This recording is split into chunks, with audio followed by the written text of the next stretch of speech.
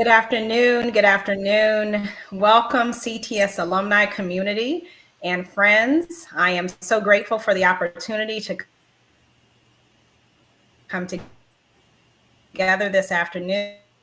Coming together on an extremely important topic. Not that any topic that we've discussed over the last 2 years has not been important, but this is something that's just so relevant for us right now in our individual lives, in our collective lives, in our country, in our world.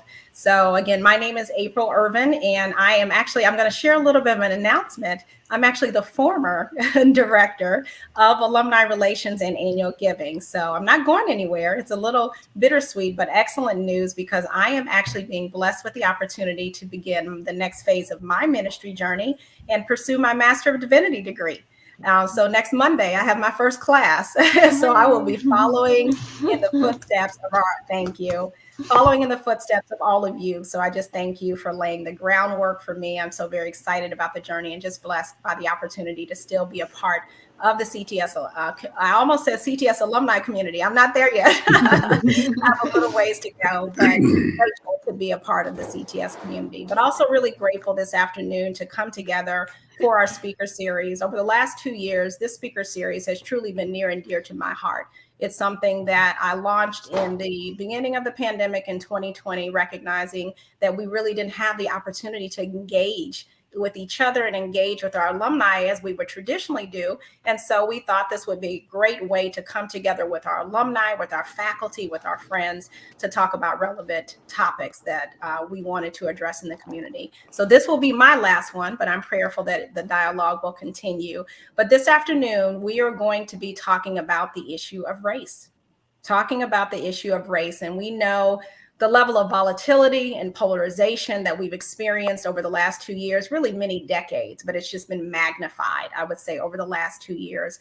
And when I started out in the speaker series, the Lord had put two particular topics in my spirit: healing the wounds of racism and walk in my shoes. So I'm grateful that I'm able to close that loop as he put this topic in my spirit. But when we did the topic, healing the wounds of racism, it was the summer of 2020, one of the panelists said, it's very hard to heal from the wounds of racism when we keep being rewounded. So we know this is a very relevant topic. It's a volatile topic. It's a polarizing topic, but it's also a very painful topic. And so what God had put in my spirit is thinking about the idea of walking in each other's shoes. What does that look like from the perspective of race? And then what is the role of the church when you think about how we walk together as ministers, as men and women of faith, as congregants? How do we walk together and connect with each other? So that is the topic we are going to be addressing this afternoon. I am so very excited and humbled because this is a powerhouse panel. All my panels have been powerhouse. I shouldn't say that, but I'm really grateful for the opportunity to come together with our seminary leadership and our professors and our alumni to talk about this topic. So I want to have the opportunity to just introduce them before we get started. So our first panelist really needs no introduction, but I am going to introduce her, Dr. Leah Gunning-Francis. Our own Dr. Leah Gunning-Francis is the Vice President for Academic Affairs and Dean of Faculty here at CTS. In addition to her role as Dean of Faculty, Dr. Gunning-Francis serves as the Professor of Christian Education and Practical Theology. She has blessed the CTS community with her leadership and teaching since 2016. Dean Gunning-Francis is the author of 2 powerful books on the fight for racial justice in Ferguson, Missouri, after the shooting of Michael Brown, entitled Ferguson and Faith, Sparking Leadership in a Waking Community, and most recently, Faith After Ferguson, Resilient Leadership in Pursuit of Racial Justice, which we will be reading in her class for next week. In the aftermath of that tragedy and the ensuing uprising, Dean Gunning-Francis interviewed more than 24 clergy and young activists who were actively involved in the movement for racial justice in Ferguson and beyond. In her most recent book, 5 years after the events that led to the Ferguson, Missouri uprising, Dean Gunning-Francis reconnects with the faith leaders who took to the streets to protest the police shooting of an unarmed 17-year-old man. Dean Gunning-Francis weaves these first-person accounts with her own journey of activism in hopes of encouraging the reader to consider racial justice not just as an intellectual exercise, but to be awakened to the multiplicity of ways that racism shows up in the world and be inspired to act. She also reflects on the traumatic impact of the 4 years under the Trump administration and the more recent events of racism and white supremacy in the killing of George Floyd, the presidential election, and the Capitol riots of January 2021. Welcome, Dean Gunning Francis. Thank you for having me. Thank you. Our next panelist is Dr. Courtney Bugs. Reverend Dr. Courtney V. Bugs is the Assistant Professor of Homiletics and the Assistant Director of the PhD Program in African American Preaching and Sacred Rhetoric. She is a former Louisville Institute postdoctoral fellow and graduate of Emory University and Candler School of Theology. Her research interests center on ecumenical practices of sacred proclamation, both inside and outside the pulpit, womanism, and the liberative teaching practices. Dr. Bugs has published in The Working Preacher, Homiletic and Practical Matters, and has forthcoming publications on womanist preaching and navigating theological education for adult learners. She is ordained in the American Baptist Church and has served congregations in the United States and abroad. Prior to entering theological education, Dr. Bugs, then Lieutenant Colonel Bugs, was an airborne mission crew commander, retiring from the Air Force after almost 22 years of service. Dr. Bugs has been at CTS since 2019. Welcome, Dr. Bugs. Thank you. Our next panelist is Dr. Ricky Mcrae, a true gift to the CTS community. Dr. Mcrae is a pastor, teacher, preacher, author, entrepreneur, leadership consultant, singer, songwriter, worship leader, and musician who has been featured on several nationally recorded albums. His belief is that the word of God must be spread through preaching, teaching, song, dance, and creative art. Many in the CTS community know Dr. Mcrae, as he has blessed our chapel experience as our minister of music for the past 12 years, and he will be missed as he has transitioned from that world. He is the senior pastor of the Way Church in Indianapolis, Indiana. He and his wife, Robin Mcrae, have 4 daughters. He received his bachelor's degree from St. Joseph College, a Master of Divinity from CTS, and a Doctor of Ministry from CTS. So he's a double alum. Recently, Dr. Mcrae released his first children's book entitled, What's All the Fuss Over Mr. Wilson? This book is an amazing illustration of the story of a teenage boy that discovers the true meaning of God's love. This publication was birthed and developed from a personal experience Dr. Mcrae had as a child. His vision is to inspire and encourage children and teens to share God's love to others, even from a young age. Welcome, Dr. Mcrae. Thank you for having me. Thank you. Our next panelist is Kerry Connolly. Kerry Connolly is an author, leadership coach, and consultant whose work lands at the intersection of spirituality and justice. Her book, Good White Racist: Confronting Your Role in Racial Injustice, was published in spring of 2020 and hit the #1 spot in its category on Amazon. Her new book, Wait, Is This Racist? A Guide to Becoming an Anti-Racist Church, is due out March 1st of this year. Kerry works with churches, nonprofits, corporate organizations, and individuals, guiding them toward transformation so they can be a force for justice in the world. She holds multiple certifications in personality assessments and leadership, including a graduate certificate in conflict resolution from Cornell University. She earned her MDiv from CTS in January 2021. Welcome, Kerry. Thank you so much. Thank you. And then lastly, Pastor Sunil Kotien. Pastor Kotien is a recent graduate of CTS, completing his Master of Divinity in May 2021. He is currently pursuing the elder ordination track with Central District in the United Methodist Church here in Indianapolis. He has served as associate pastor at the North United Methodist Church in Indianapolis since June 2021. Born in Mumbai, India, Pastor Kotien followed in the steps of his parents, who were missionaries. His father was ordained in the South India Regional Conference in the Methodist Church. He shares that he has aspired to follow in his father's footsteps. He is truly passionate about preaching and enjoys the preparation process for a sermon and how it is received. He shares that there's so much need, for the church to be relevant in society, and he would like to be a part of the mission of our communities. Welcome. Thank you very much.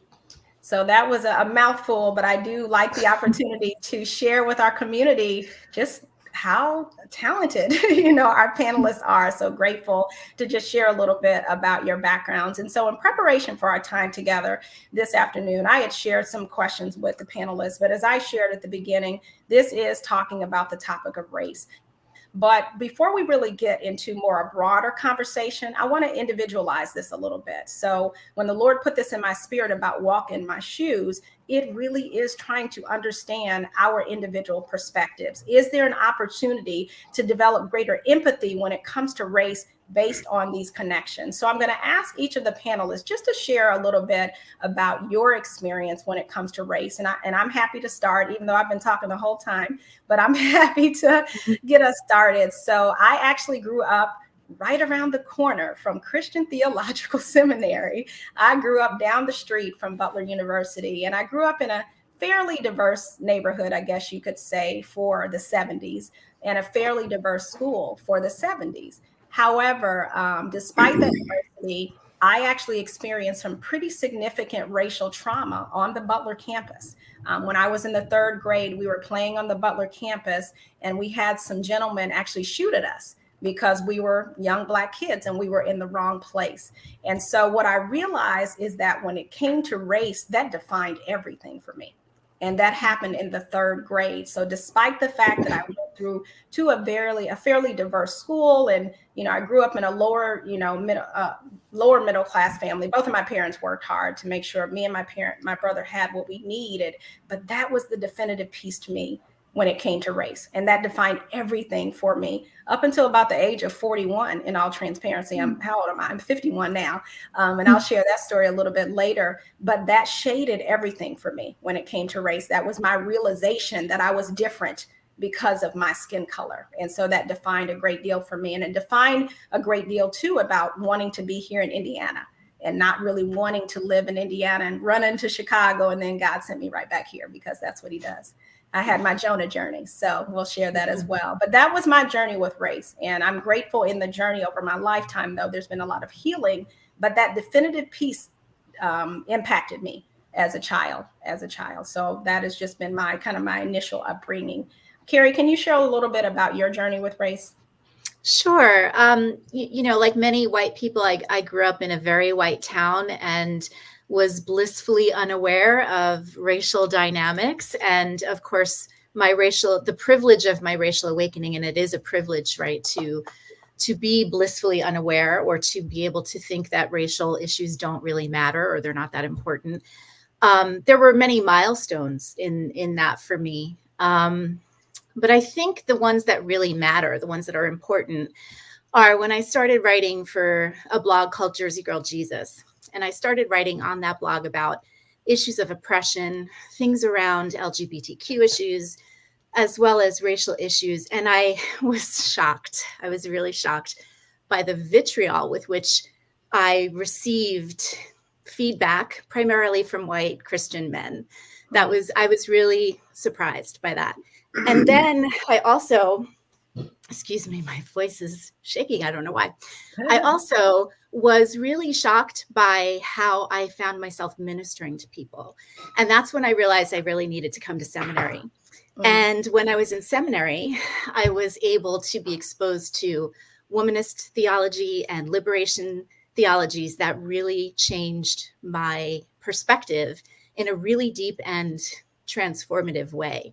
And what I realized then was, well, I think anybody who knows me personally knows my story when I got the opportunity to see Ruby Sales on an episode of On Being. And she asked us, she said, I know that there's a Black liberating theology, but where is the white liberating theology? And I was so struck by that and really challenged by that. And I realized that I really needed to pay attention and to start thinking about what would a liberating theology look like that liberates white people from dominance, from the wound of dominance.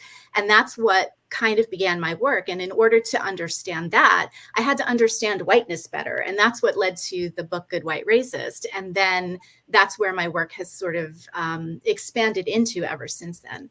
And I just continually start to have begun to really do the work of understanding the wound of dominance as white people and the privilege that we have to not to ignore it, right? It is a privilege, and the real work of our the real work of white people is to unpack that wound of dominance. And that's how I got where I am today, as far as my work. Great. Thank you. Thank you. I always appreciate your transparency when you share. And that's interesting. The wound of dominance. I want to dig into that a little bit more. Okay. Dr. Mcrae?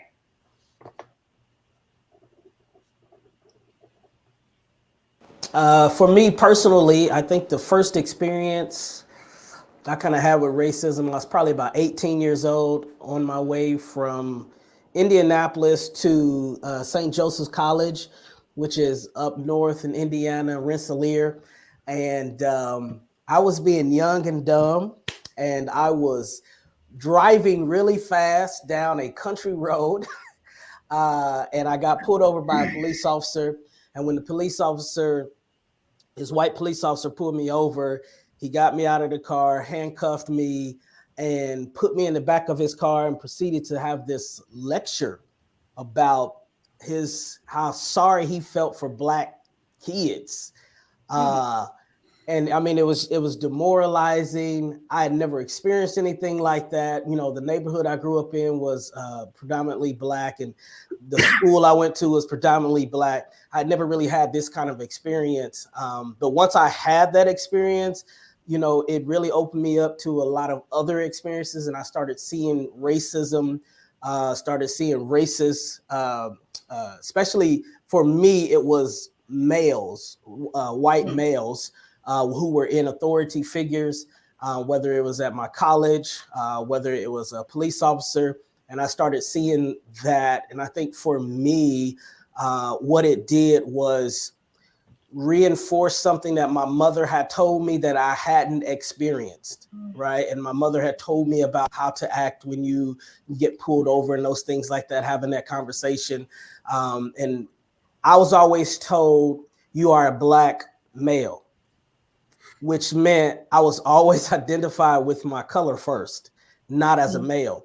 Yeah. And I didn't even, I thought everybody did that until I was in a class with Professor Dick Ham.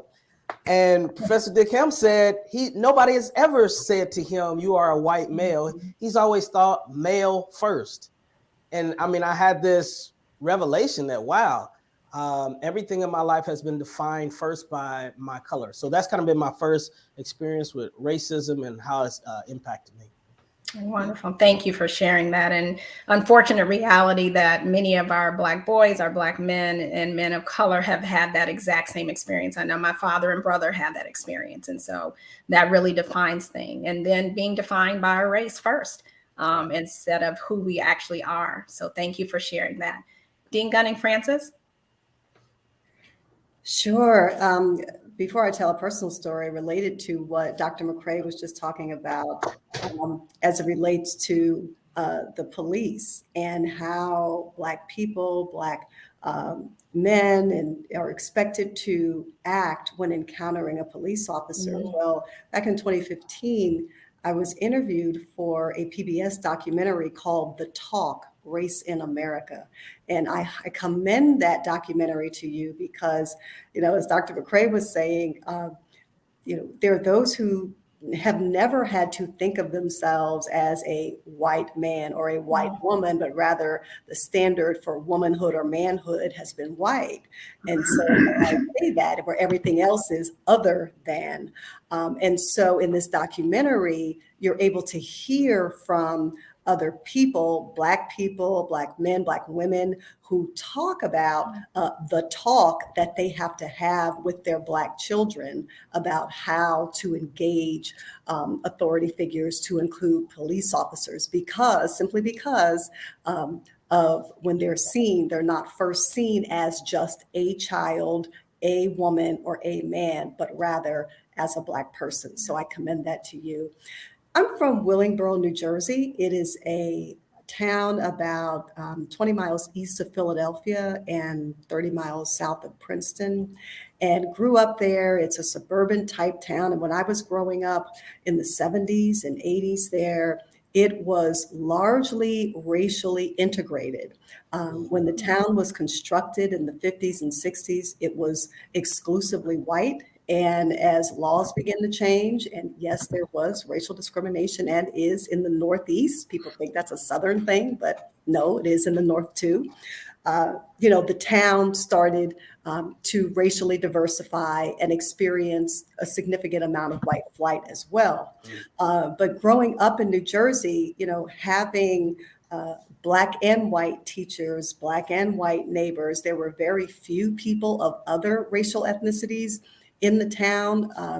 But so it was majority, Black and white, and to have that as part of the milieu of my life, I was stunned when my mother would talk about, issues related to race and racism and in schools. And, she ran for the school board and was addressing issues of racial issues in our school systems, all these kinds of things. And I'm going, I'm 8 years old and I'm like, Mom, what's going on? What's the problem? As one grows older and has more experiences, you begin to understand the kinds of things that, your parents were not only talking about, but actively working to seek to correct. Because my mother is from a town called Pulaski, Tennessee. And some of you may know that is one of the originating points of the Ku Klux Klan. And so growing up in this small town where you have that kind of active and forceful engagement of white supremacy that's very demonstrative in that way, it shapes your worldview. And I'm very thankful to have grown up with parents that instilled in us not only a sense of pride about being African American, but also that sense of obligation and necessity to seek to address the domination of white supremacy in our culture today, and to be able to learn and understand how that exists in our world today, in ways that we may experience it through microaggressions, macroaggressions, in all kinds of ways. So to be able to see it within our own lives, but not just be limited to our own personal experience, but to be able to listen and understand how it is impacting others as well. Wonderful. Thank you for sharing. It's definitely layered. It's definitely layered as we think about our individual journeys and, as we've shared the collective piece of that and how it impacts each and every one of us. So Dr. Bugs? Sure. Thank you, everyone, for sharing your stories.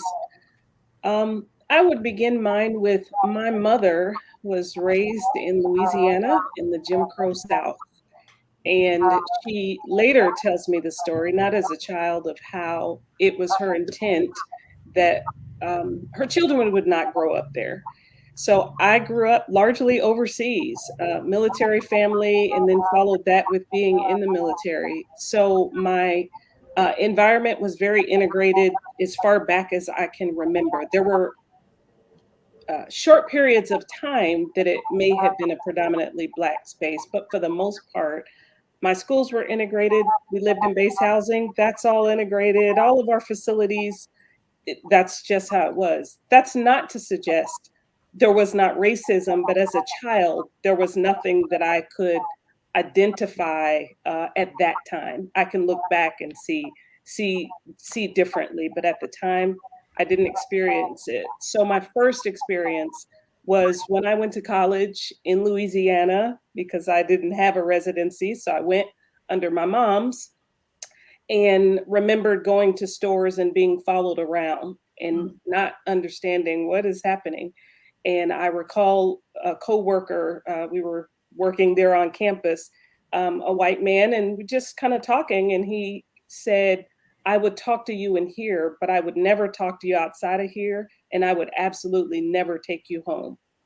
And I did not know what was happening. This was so far from any of my prior experience. So that was my first real awakening to my skin color really makes me different. Not just there are multiplicities of persons in the world, but no, this really makes a difference.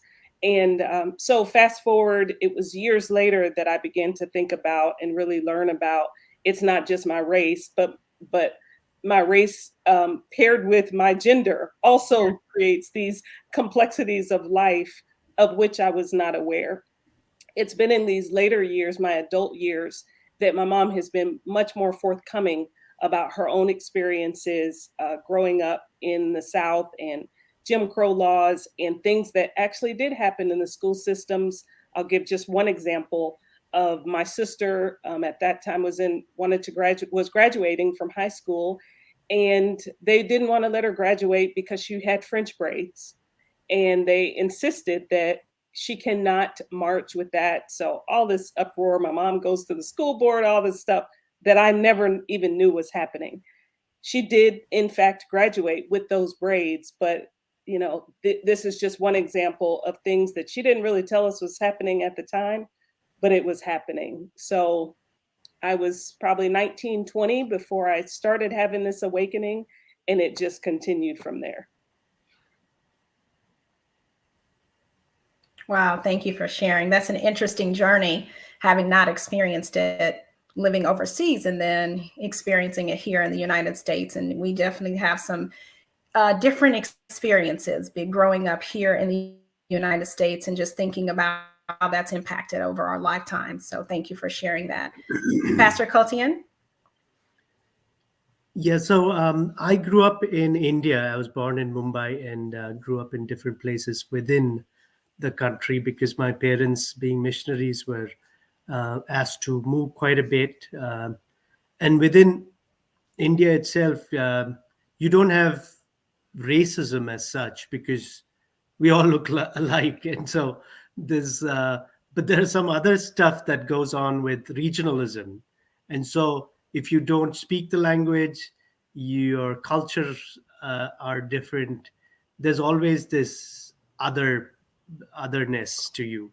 And so I always felt like I was out of all these spaces where I was never a part of the culture. And so I faced subtle amounts of this kind of othering in those situations, even in India.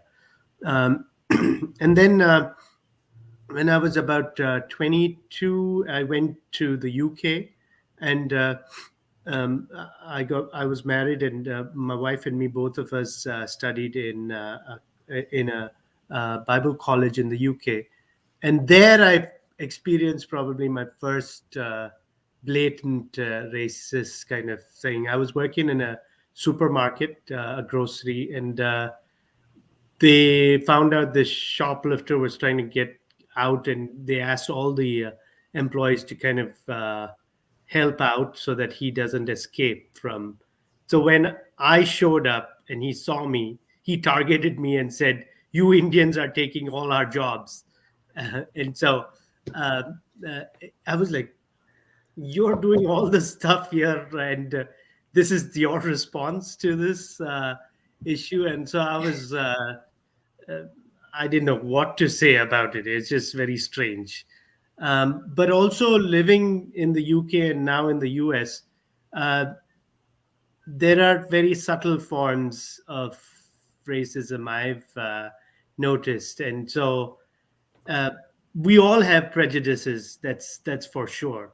And they come out in different ways. And so how bad are they or the level of intolerance is what makes it evil or tolerable. And so that's my take on how I've experienced racism. Okay, great. Thank you. Thank you for sharing. Thank you all for sharing, and a little bit of vulnerability there and just sharing our individual journeys. I'm sure our audience can appreciate that. Each of us have walked in a different journey when it comes to race. And as I shared earlier, much of it has to do with upbringing and our previous experiences. But again, in this dialogue, trying to understand our individual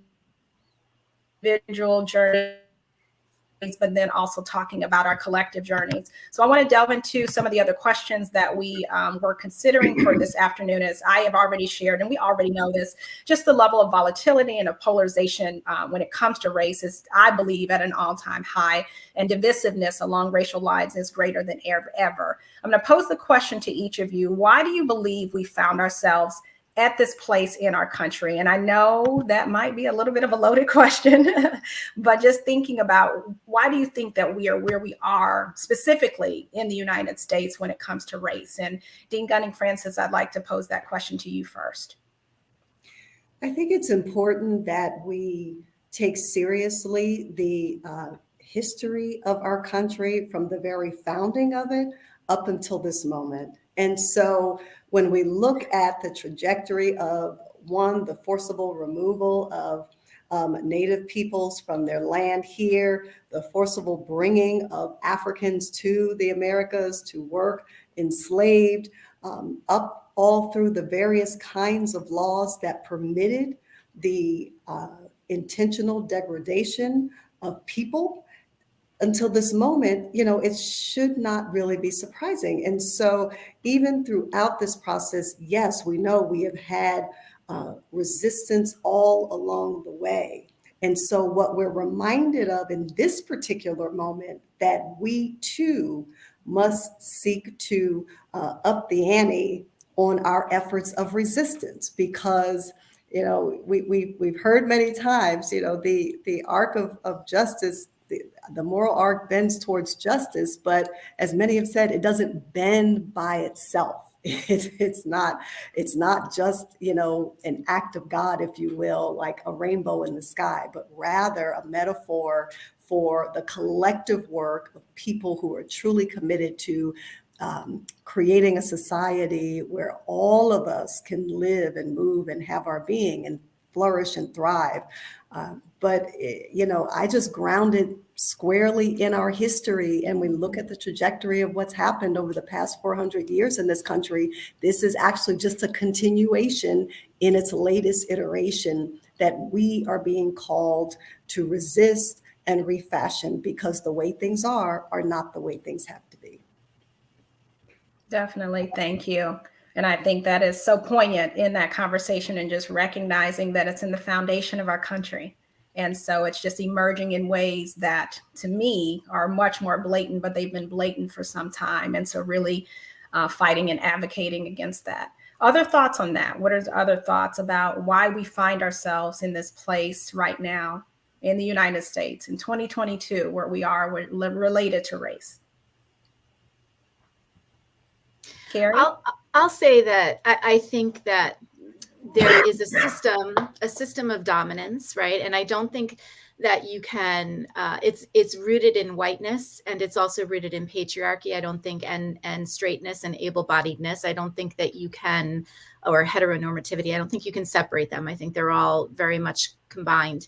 And I really believe that that system of dominance is beginning to show its frailty and its wounded underbelly, and it's freaking out, and as a system, and therefore it is becoming, out of that sense of fear of losing its power, it is becoming frenetic. That's kind of what I see when I look at when I see what's happening, and I'm looking and trying to notice the systems that are at play here.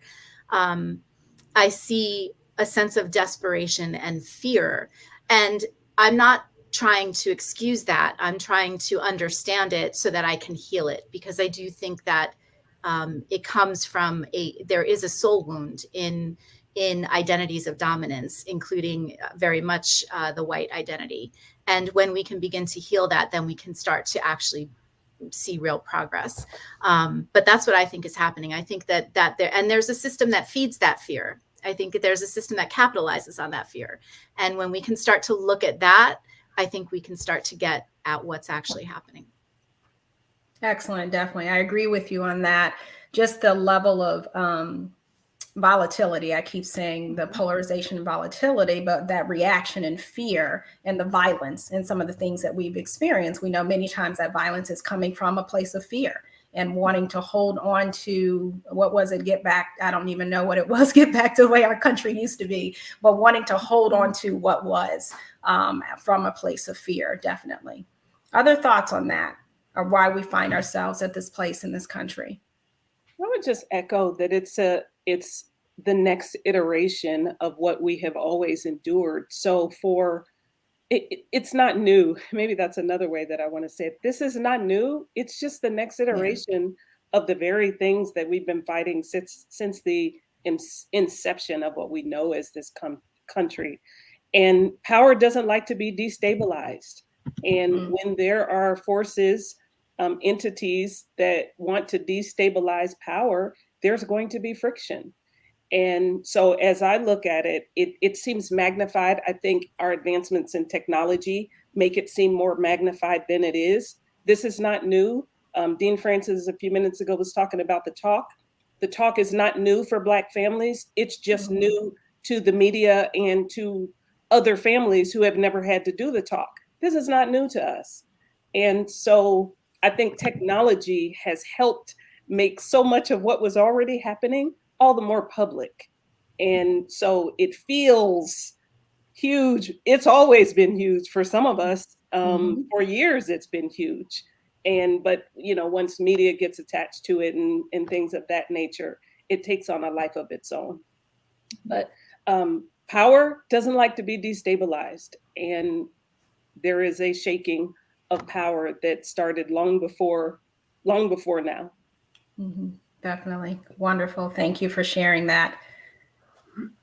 I would like to echo both your thoughts there. In this iteration, I think there is more power on the other side as well, especially with the resistance movement. I think there's more power, and that's really causing a lot of sleepless nights for the power structures, I feel, in realizing that this might come to an end. Because I think as we go on, you see the civil rights movement, there was a huge uproar there, but then it died down. But now with the internet and all information available, people are able to speak up more and share their thoughts, with phones being able to record all these injustices that are. So you can't go and hide anywhere, because these are tools that are showing the problems that are there in our communities that have never been. The evidence hasn't been shown for, and so that's giving him more power to the other side, and so that's creating an equal reaction on the opponents, and so that's probably what I see happening here in this time. Excellent. Thank you. Thank you. Yeah, I see. As I listen to everybody's comments, I think about, I was rereading Dr. King's autobiography, and when I read right back in history, all of those great things, and there seemed to have been certain leaders that people would follow. And I feel like one of the things that the powers and system has done is taken away or decentralize our leadership. And so those who want to be a part of the revolution don't know who to follow. There are so many different people who got different agendas. And then, back then there was at least this institution of the church, right, where people at least believed in that. And even if they didn't necessarily couldn't get with the leader, they still believed in the institution. And now when you look at what is that institution? Who are we supposed to follow is what I always hear, especially from young people. Who are we supposed to follow? Who is leading us? Where are they leading us? And so I think for me, when you kill off, right? When you kill off our leaders, when you kill off every Black male and every Black female who wants to lead and begins to have a voice, and they find ways to take away their voice and their leadership, I think that's why we're still in the same place. Wonderful. Thank you for sharing that. And that actually guides me to our next conversation, our next question, because as we were talking about, this is, talking about race from the perspective of walking in each other's shoes, but it's also from the perspective of faith in the church and the role of the church. And so I am curious from you all, when you think about, as faith leaders, as individuals, we're a theological institution and training faith leaders, and you think about the church, what is the role of the church when it comes to this dialogue around race? And Dean Francis, I'm going to start with you again.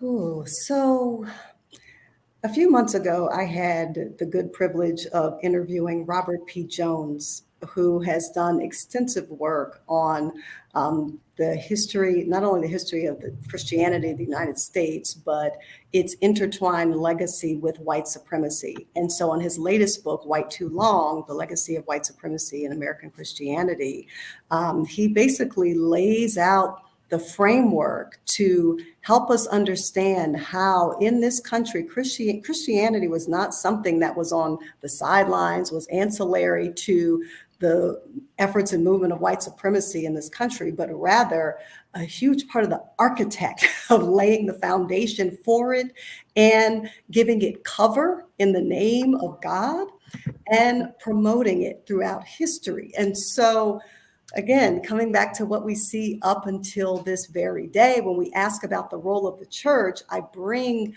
Dr. Jones' work into this conversation because, the first thing that needs to happen with the church is a real reckoning of the role that the Christian church has played in the United States of America. Yes, this is a global issue too, but I know this conversation is related to the one here in the US, to reckon with the facts of the role of Christianity in laying the groundwork, constructing, giving cover for, promoting white supremacy in this country up until this day. And until the church writ large is willing to grapple with that reality, I think we're going to continue to be frustrated, a lot of us, by seeing what we deem as inaction on the part of the church at large. Yes, there are individual congregations that are doing all types of efforts to address issues of racial injustice, but writ large, there's still lots of schisms, lots of factions, lots of denial, and then downright, just dismissiveness of this reality. And so that's my recommendation, is that the first thing is that this is what the church needs to grapple with, to stand in the truth of this history and how it has impacted the present day reality, and then be able to, say, okay, in light of this truth, what do we need to go, where do we need to go from here to begin to repair the damage that we have done and move forward from there. Excellent. Thank you for that insight. It's a reckoning, and then also just recognizing there seems to be a level of avoidance and almost ignoring sometimes. At least it feels like that. And so that contributes to the divisiveness and the separation and that unwillingness to have those real conversations. And that is my hope, and just thinking about how we as a faith community can start to have those real conversations, even at a micro level, so that it can grow at a macro level. So thank you for sharing that. Other thoughts on that as we think about the role of the church and race and what we are experiencing right now in this country? Dr. Bugs? I have very little to add to what Dean Francis said. I think, there has to be this ownership. And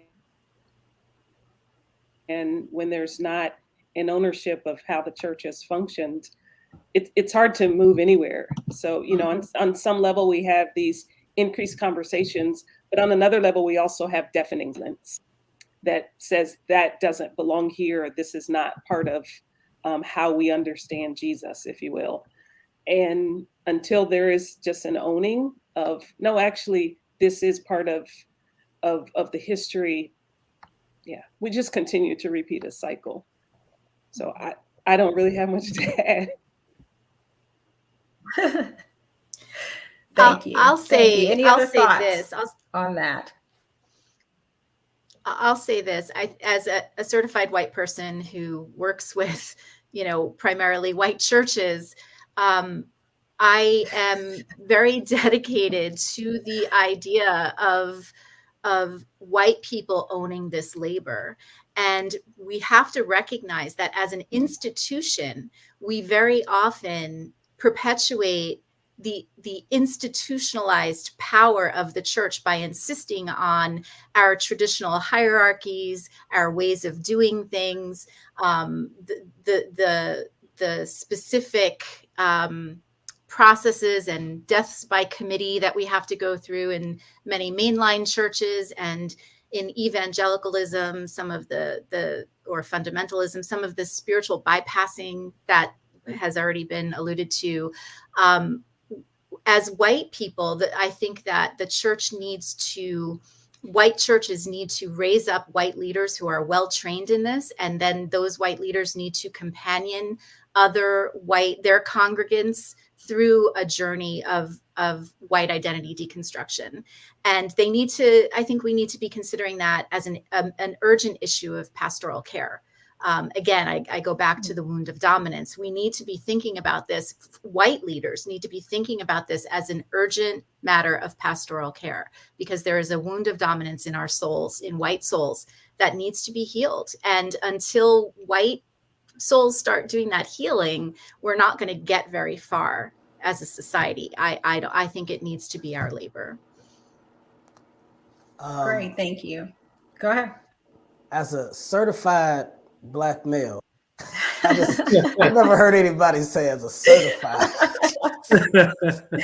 I love it. My Lord. So I was too, as a pastor, I know the church gets a ton of flack, and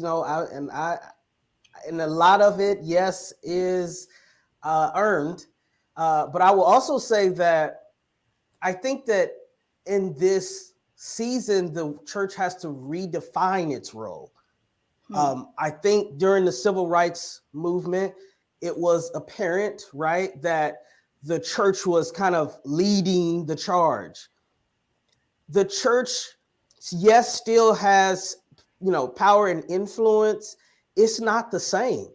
And I think that churches also have kind of their own bend toward whatever thing that God has called them in ministry. And so I think it's also saying to educate and to come alongside, right? Mm-hmm. And partner with other churches and organizations who that is their main thing, right? And so it is, how do we come alongside? How do we support? How do we educate, right? How do we get the information out? How do we partner with people who that is truly their call in life? When it was the civil rights movement, I think it was a different time, and a church could solely focus on that. In this day and age, right, and we're talking about parishioners, that's not where everyone's necessarily, where their, I think, focus is. We lost your picture. Looks like we lost the video for a minute. If I might add to that, I feel like the Western European theology has actually misunderstood the gospel in itself.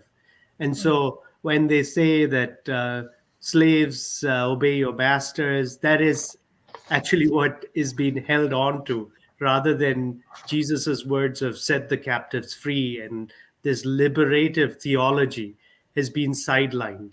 And so you see this things that have been picked up for personal gain, and has really created so much strife in our communities for hundreds of years. In the last even 400 years or even longer than that, you have this domination of certain people groups. And so it is just this warping of the gospel's message. Rather than liberating people, you bring them the gospel, but you keep them under still. You still oppress them, which is hardly what Jesus is trying to do. And so that theology needs to come back and needs to be corrected. That's an important thing for churches today. Great. Thank you. Thank you so much for sharing. As each of you have shared, it's just coming to my mind that, we know this is a pretty significant and complex issue. But then if we look at the kind of practicality, just the real way of, because it's so divisive and so separated and so much needs to happen on each side, how can we come together? Is there an opportunity as people of faith? I think about predominantly African-American churches and predominantly white churches. When can we start coming together to have that dialogue? Because definitely we've talked about the fact there's an onus from the perspective of owning up for what has happened in this country, for over 400 years. And we've been having that conversation, but how can we start coming together?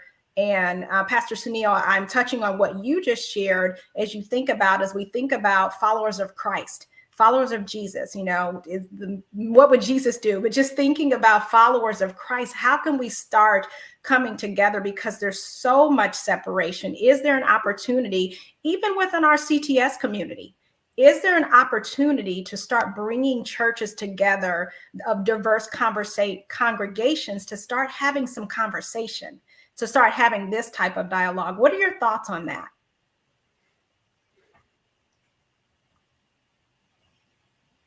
May I start there? Please. So I would offer this. I often hear this kind of conversation of people worshiping separately, particularly along racial lines. And my thought is there are lots of reasons why people choose to worship and affiliate in the ways that they do. Sometimes it's family, sometimes it's culture. It can be location and lots of other reasons. What matters more to me, someone who has been in predominantly Black churches and white churches, white pastors and integrated churches, if you will, what matters more to me is that people learn how to listen and to really embrace others. So it's less important to me that a predominantly white congregation want to do something with the Black congregation or vice versa, or other traditions for that matter. What's more important is that, for me, is that we learn how to really address what it means to be intolerant and to ask ourselves internally, largely in terms of church life, and then for specific congregations that really want to do some work differently, to honestly address what does it mean to be intolerant? What does it look like? What does it mean to embrace others? If we're going to use the term that we are inclusive, what does that really look like?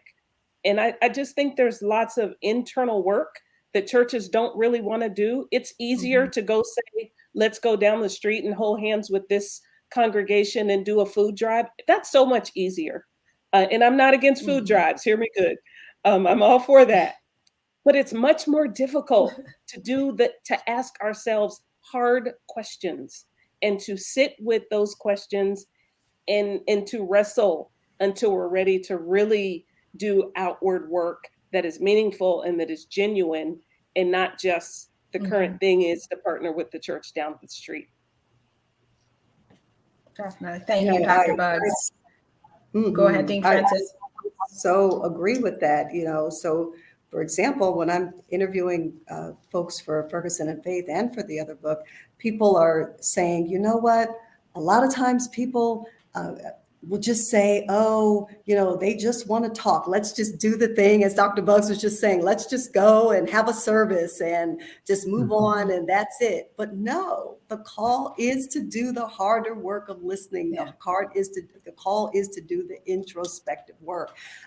Because the other critique that I would hear is, all people want to do is talk. They don't want to do anything to really change the systems. And I say, wait a minute, it really is important that people don't skip the step internally, in-house of doing that what is called by some, sacred listening, sacred conversations, to do that introspective work, because there's so many spaces that have not done that. Whether you're talking as individuals or as faith communities, they have not done that first step. And so I just want to add my amen to that, that instead of just quick wanting to go, let's have a Martin Luther King Day service together, we'll come worship with you, but then we'll just go back to pretending as though the House bill here in Indiana, 1134, that is basically seeking to make it impossible to teach the truth about the history of this country, that's fine. So we just, and there are many, many other kinds of examples. So I say yes to that listening, that introspective work. Absolutely. Yeah.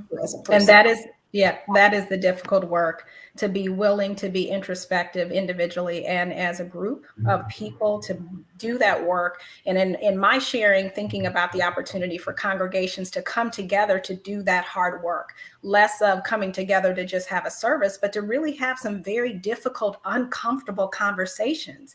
And I think that within our CTS community, we have the opportunity to do that.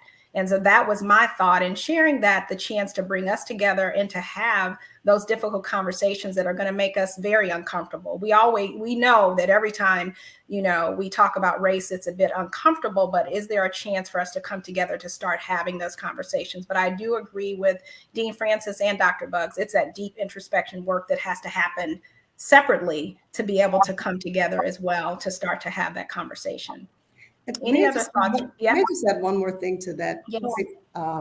April, about, the burden need not be on Black people to have white people become aware and comfortable with their understanding of Black experience. There's nobody today that can claim, oh, I didn't know. I had no idea. Oh my goodness. That's just not true, right? Yeah. And so no Black person should have to sit and bare her or his soul and become vulnerable in sharing their experiences for others to say, oh, I had no idea. There have been plenty of examples. There have been plenty of testimony. There are plenty of documentaries. There are plenty of lived experience. There's plenty on social media that you can educate yourself, that it does not have to be yet again at the expense of Black people having to say, oh, this is what happened to me,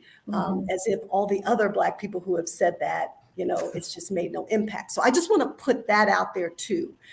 Even as we're talking about the whole dialogue and listening, that's why, I just go back to the importance of, white communities doing that work for and among themselves as the next step. Yeah. I have to say I 100% agree with that. And it's as mind-blowing as this may be, there is actually, you can look this up on AP, there is actually a law being passed in Florida, or attempting to be passed in Florida, that protects the comfort level of white people when it comes to talking about racial issues, which is, if there is nothing else that explains how whiteness works, it's that, right? And when we think about, when I work with white churches, predominantly white churches, one of the things that we love is this warm and fuzzy idea of, oh, let's go and hang out with churches that are different from ours and make ourselves feel really good. And when you start to really interrogate some of the narratives that feed that, it really is about perpetuating the fallacy of inherent white goodness, right?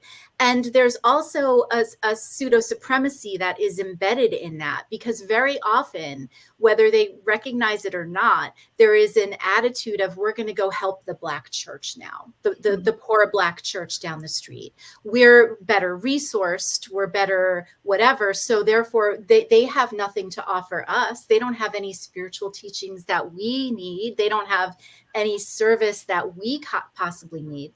And so I think that part of the work that those churches need to do before they enter into any kind of true partnership is to move into a space of deep humility and really begin to interrogate some of the undercurrents of white pseudo supremacy and bias that are happening under there, and really interrogate those narratives before they enter into any kind of real partnership, because otherwise they're going to be doing more harm. They're going to just be doing more harm, and then they're going to walk off feeling really great about themselves after they do it, which is obviously counterproductive. So I want to kind of to speak to that, add to that point about. So I have 4 daughters. Y'all pray for me. And what I recognize is we have to think about the next generation. Yeah. We have to think about educating them now on what does it mean to be introspective, right? What does it mean to listen? Because again, I think this is multifaceted of how we got to approach this, but our babies, I think if our world is going to change, right, we have to think about when we're gone. And this is me speaking from the outside. I don't know if some of the great leaders, right, that came before us prepared the next generation of leaders to come and immediately take in. Matter of fact, while they were still in leadership, having that person lead with them so that when their time came to leave, someone was there. Like, you know, when I look in the Bible, if Moses did really great with Joshua, Joshua didn't do so great with the next leader, right? You don't hear about Joshua grooming this next leader. And I think that something happens with us that we, you know, are not grooming this next generation, not teaching them what it means. And so we say these things, but the teenagers, the college students, the ones that are younger than them, they don't know what that means. And we're not teaching them, we're not taking them along. And I think something, Dr. Dean, you was talking about your mom, right? And there were so many things you kind of saw, but imagine she had you there and teaching you what she was doing and how do you do it. And I don't know if she did that or not, but I think that it is so powerful, you know, and like I take my girls with me when I do stuff. I show them what I did, how I did it, how they can do it too, right? And I think for me to add to the conversation, we also have to be thinking about how we are training that next generation so that they can come in and pick up the mantle and be able to take it even further. Excellent. Thank you. Go ahead. I'll add to that.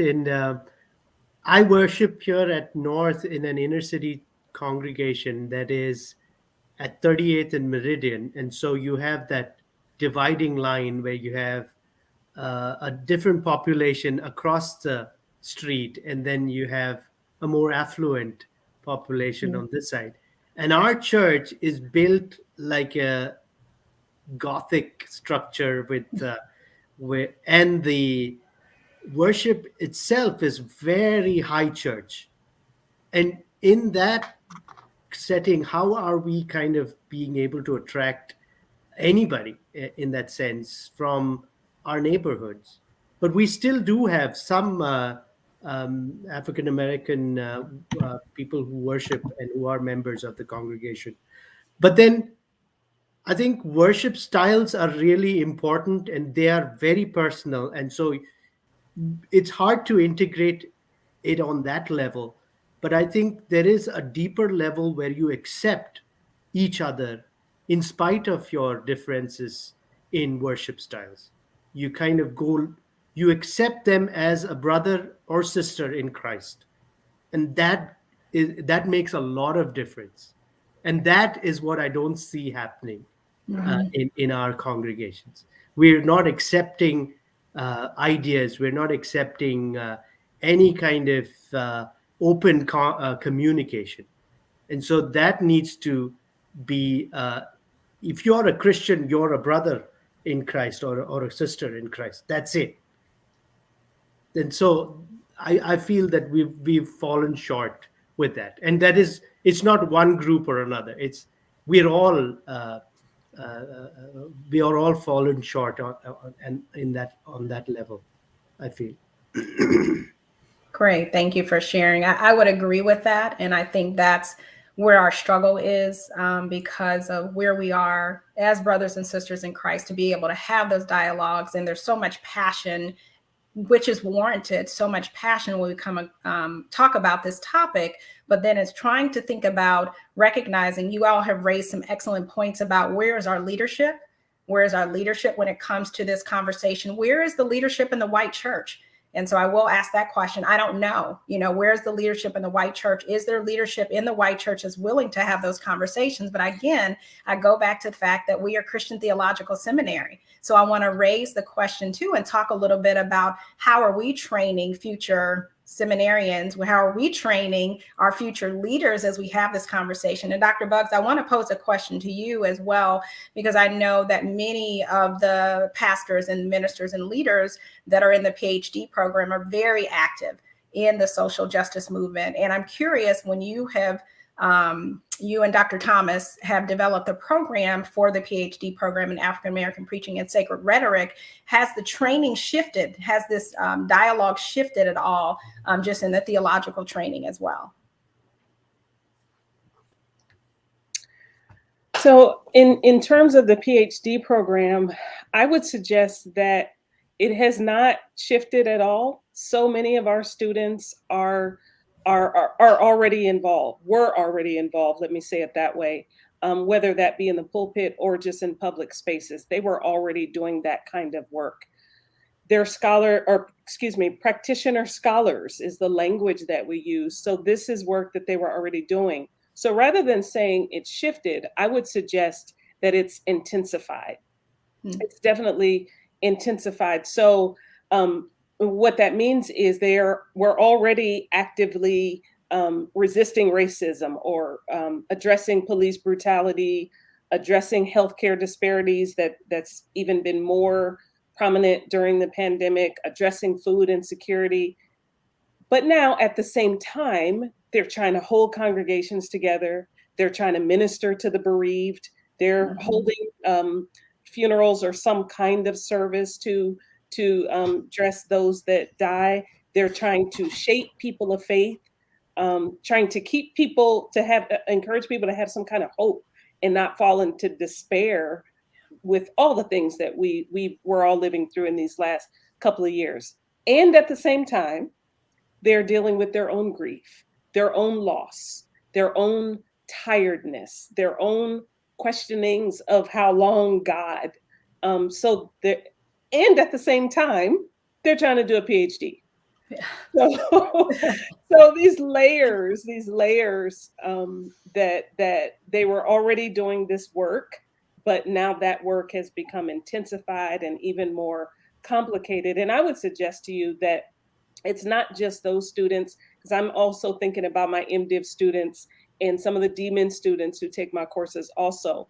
They're less visible publicly, but they're doing the same work.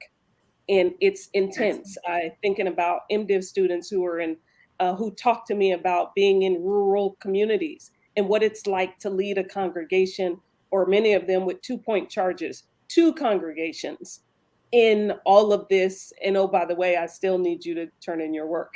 So it's intense.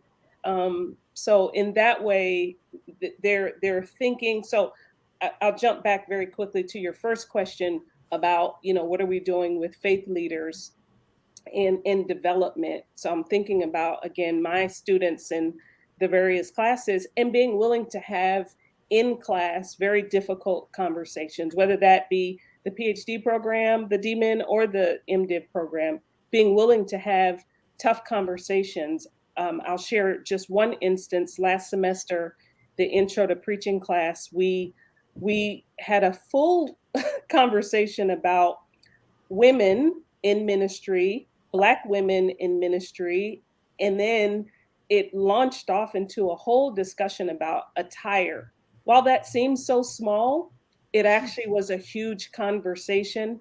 The men in the class said, I've never thought about anything that you just talked about, that the women in the class were talking about, of how these are all the things that are going through their minds as they're trying to sort out whatever it is they're going to wear for this ministry opportunity, whether they're a pastor or not.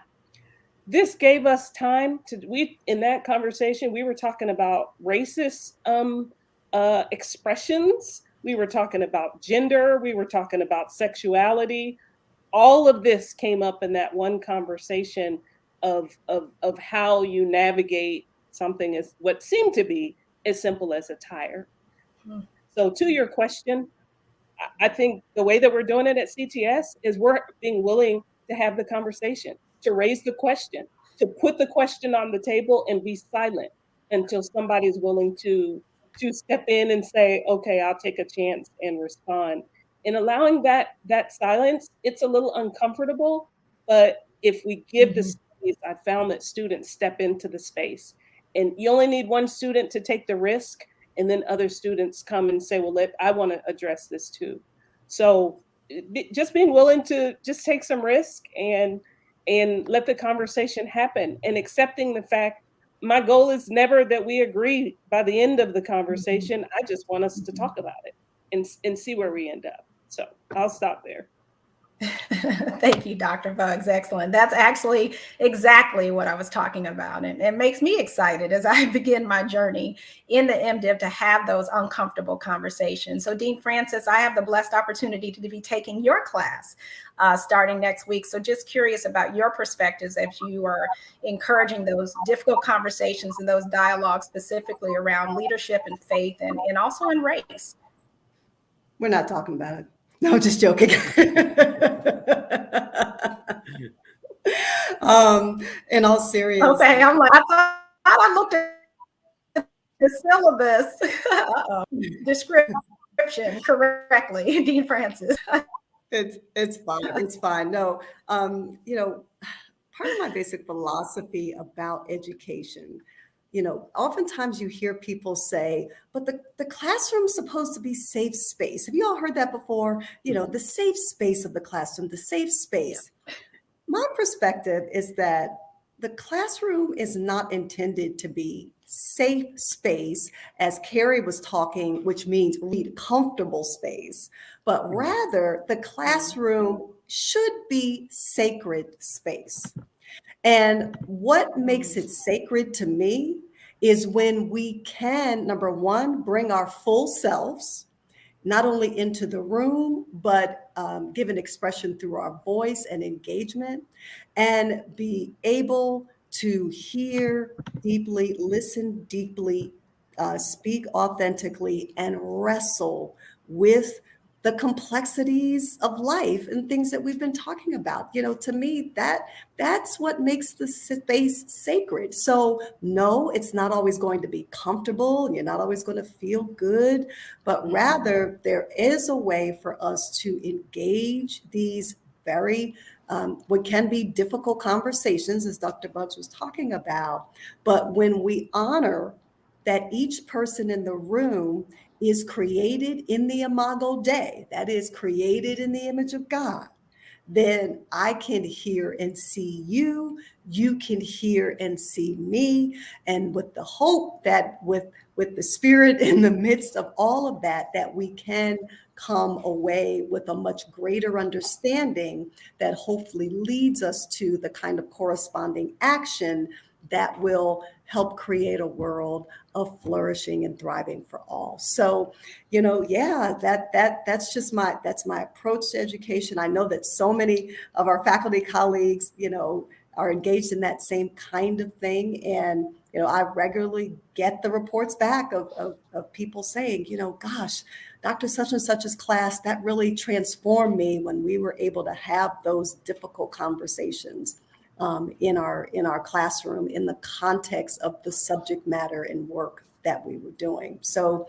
yeah, I'm a strong proponent of that. You know, we know that people are eager for that. And when done well and with humility, someone had spoke earlier about humility, it really can be transformative for all of us in coming to understand what are the kinds of things we need to do next afterward.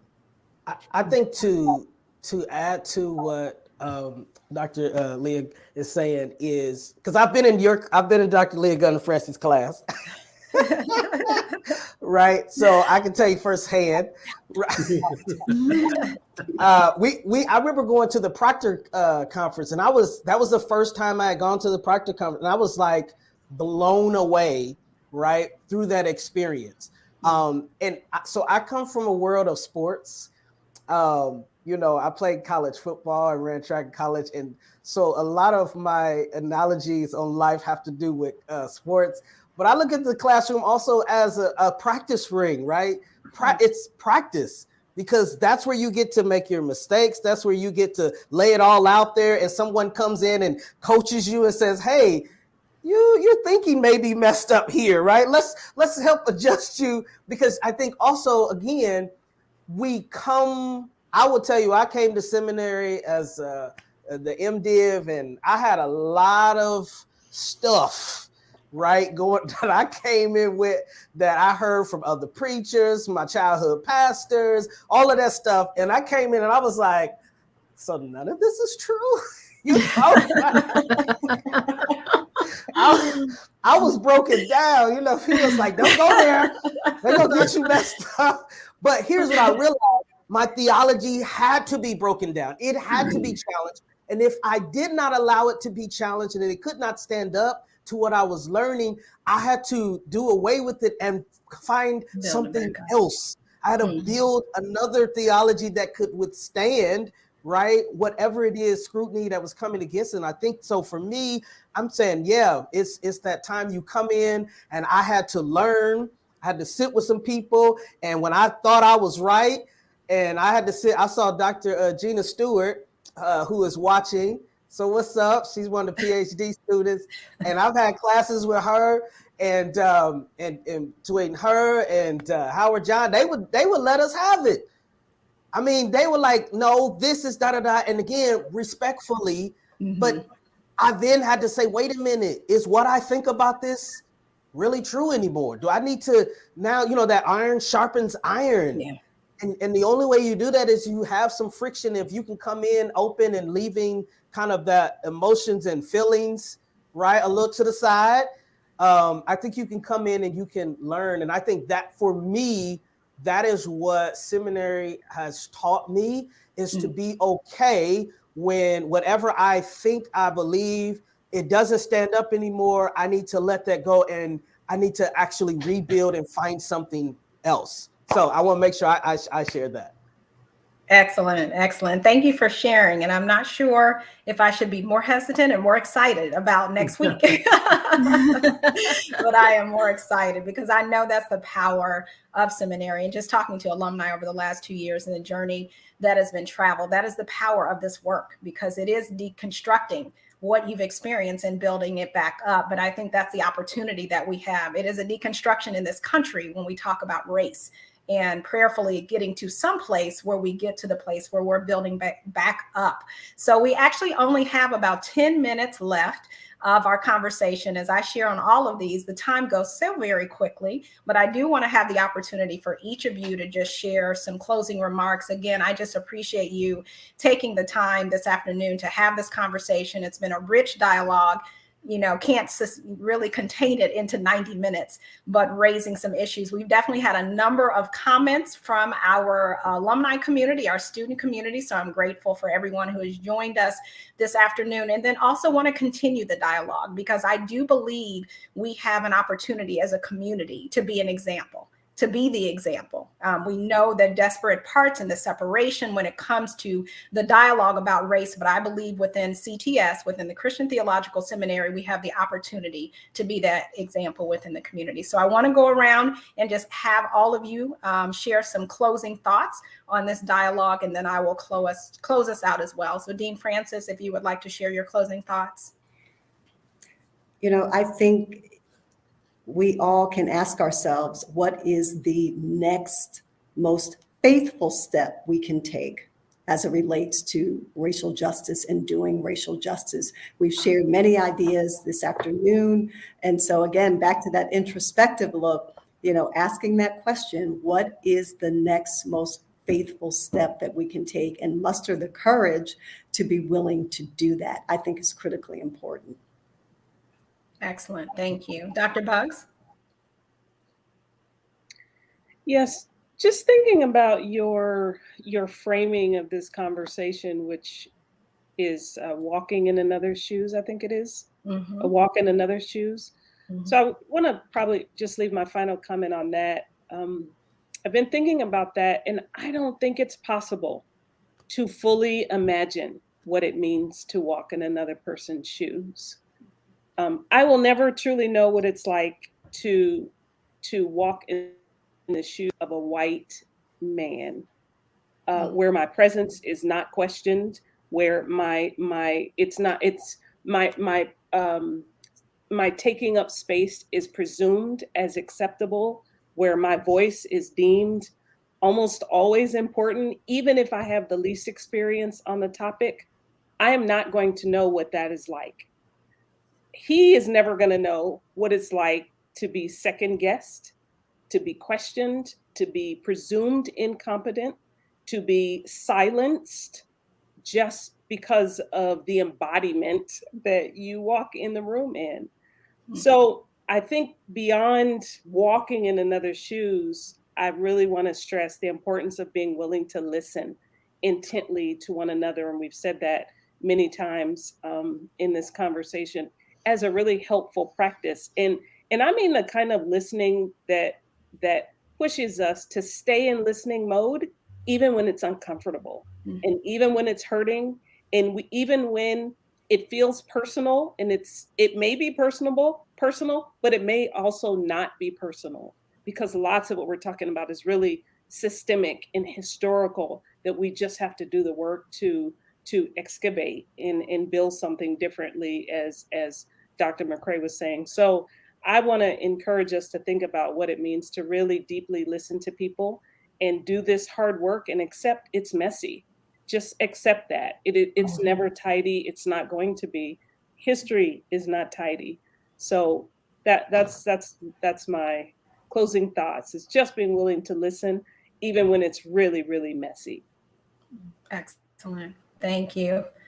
Pastor Kotien?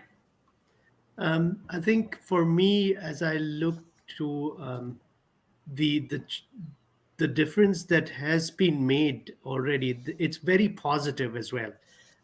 We are in probably better times than there ever has been. And so you see the work that is being done through generations, and every generation is asked to do the work. And so we are just mandated to come out and do the work in faithfulness, as Dean Francis just pointed out. And uh, that's everybody. If that wasn't the case, we would be living in heaven, because everything would be all right. There wouldn't be anything that we had to struggle with. And so that's what I look at our work that has been cut out for us, and we go ahead without being tired or frustrated and even angry, I think. And so we continue the work that has been given to us, or else we can convert to Islam, where everybody is equal. Uh, and that's the other option. But as Christians and followers of Christ, we are meant to do the work of Christ, which is set the captives free and look around us and continue in this work that God has given us. So that's my final thoughts. Excellent. Amen. Thank you. Dr. Mcrae?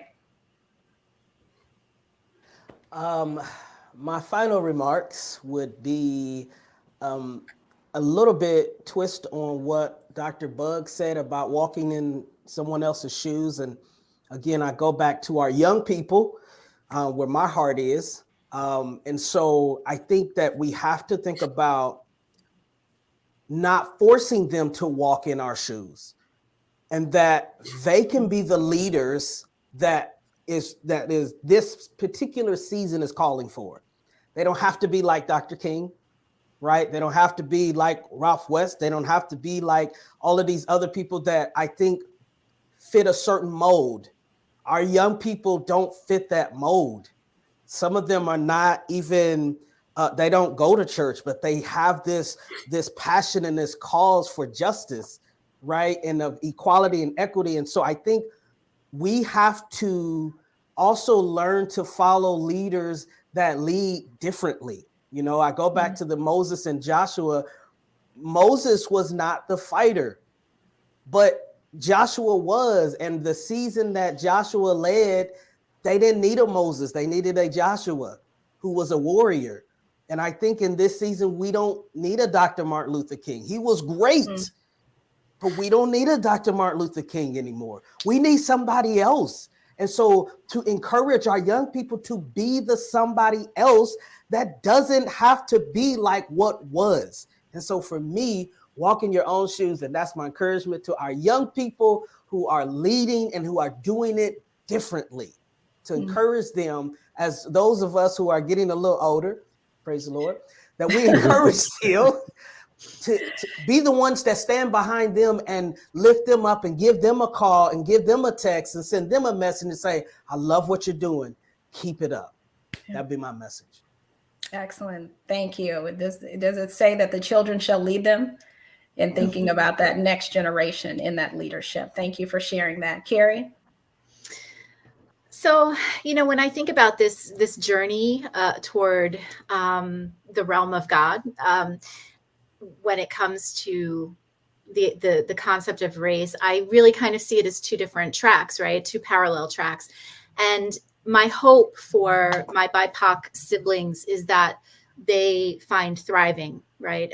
That they are no longer feeling this burden of having to teach white people, because it is not that should not be their labor, right? Mm-hmm. And for white people, I think our labor is indeed to be doing this healing work. When I hear us talking about bringing up leadership from the next generation, and I hear, the dean telling us about how she had to have, Black people having talks with their kids. White people need to be having talks with our kids too, about what does it mean to be a quote good white person. What does it mean to use your power and your privilege, the power and your privilege of your embodiment, and how do you use that for the in order to resist the structures of oppression that are, and you have to start by noticing them, right? So we have to have those conversations with our children, and we need to be having those conversations with our congregation. And that is, I think, the work that we need to be doing. We need to, as white people, we need to be teaching and other white people how to notice the systems of oppression so that they can then begin to dismantle and build something new.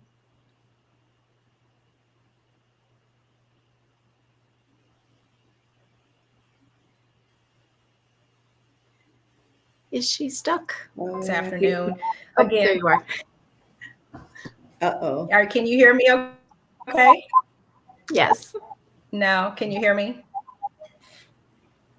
All right. Okay. We prayed over this technology, so the Lord needed to answer that prayer. But again, just thank you all for coming together for this dialogue this afternoon. Again, I have received several comments, no questions posed, but lots of comments, and everyone just for us to have this conversation. And I am, again, grateful to each of you to come together for this dialogue. And as I always share on this speaker series, this is the beginning. So it's into my conversations as well. And then I wanted to, just in closing, I wanted to circle back to something. So I shared with you all when we were sharing about our individual journeys related to race. I shared that I had a pretty traumatic experience in the 3rd grade, just around the corner from CTS. And so what I will share with you, a part of this reconciliation process and a part of this healing process is when the Lord intervenes. So it was about 5 years ago, God guided me to go back to that place where I experienced that. And it was an area of town that I was still at the age of when I was 47 or something, still uncomfortable and afraid because that trauma was still sitting in me. And as I was driving through that neighborhood, I felt that angst. I felt that trauma well into my 40s and that pain. And I was listening to the Holy Spirit as I was driving through, and I was driving through that neighborhood, and there was an older white couple that was walking towards me. and the angst in me grew even more, and my defenses went up. And so I was driving past them, and as I drove past, I expected to get that look. You're not supposed to be here. That look, why are you in this neighborhood? And I got this. I got a wave. And the Holy Spirit said to me at this time, remember, April, you are all my children. You're all my children. So that was deeply healing for me. And so that is the context that I come from when I talk about race in this experience. There's a work that I believe the Lord wants to do in us individually so that we can heal collectively. But I also know that this issue is so very complex and so very deep. But it's my hope and prayer, just as God guided me and the Holy Spirit guided me that day, that there is some level of healing. And in sharing that story and walking in my shoes and sharing that information with others to understand that healing and reconciliation is possible. It's going to take a long time, but it's my hope that as individuals, we have that opportunity for healing. So I just wanted to close the loop on that, because that was all God.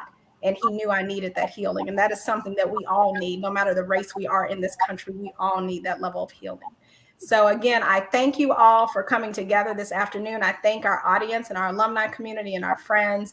And I look forward to see if where the Alumni Speaker Series goes forward. I think these are dialogues that can continue, even if we're not in a pandemic. Maybe we'll actually come together in person and connect with each other. But again, thank you all for your time this afternoon. And thank you to our community. And we look forward to connecting again soon. Take care.